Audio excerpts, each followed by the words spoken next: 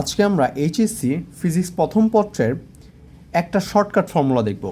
এই ফর্মুলাটি ইউজ করে আমরা এমসিকিউ করতে পারবো, আমরা বোর্ড পরীক্ষার এমসিকিউ সলভ করতে পারবো। এছাড়াও শর্টকাটে সিকিউর জন্য এটা করতে পারবো, কিন্তু আমরা পরীক্ষায় এটা ব্যবহার করতে পারবো না। চলো ফর্মুলাটা দেখে নিই। এছাড়াও এটা আমাদের কিন্তু অ্যাডমিশন ভর্তি পরীক্ষায় আসে, আমি তোমাকে একটা প্র্যাকটিস করাবো ইনশাল্লাহ। আমাদের ফর্মুলাটা হচ্ছে H equal to n-1 P rho G divide by rho G আর ই। এখন চলো একটা কোশ্চেন আমরা দেখে নিই।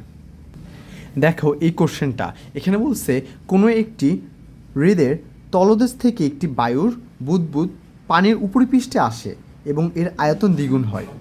বায়ুমণ্ডলের চাপ এত, তাহলে হ্রদের গভীরতা কত? ফর্মুলা কি? H equal to n-1 P divide by rho জি।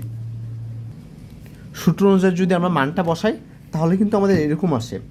এখানে কি n এর মান কি? এখানে আয়তন দ্বিগুণ হয়, তার মানে n এর মান 2, আর সূত্র -1 এটা বিয়োগ করলা, এখানে পির মান বসাইলা, আর রো তো আমরা জানি 1000 পানির ঘনত্ব, এখানে 9.8। তাহলে এটা দিলে আমরা ক্যালকুলেট করলে পাবো, আমি মানটা ক্যালকুলেটরে বসাই দিছি, দেখুন এখানে কি আসে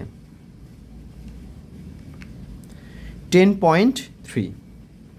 তাহলে আমাদের উত্তর হচ্ছে 10.30। এই যে শর্টকাটে কিন্তু সহজে তোমরা এমসিকিউটা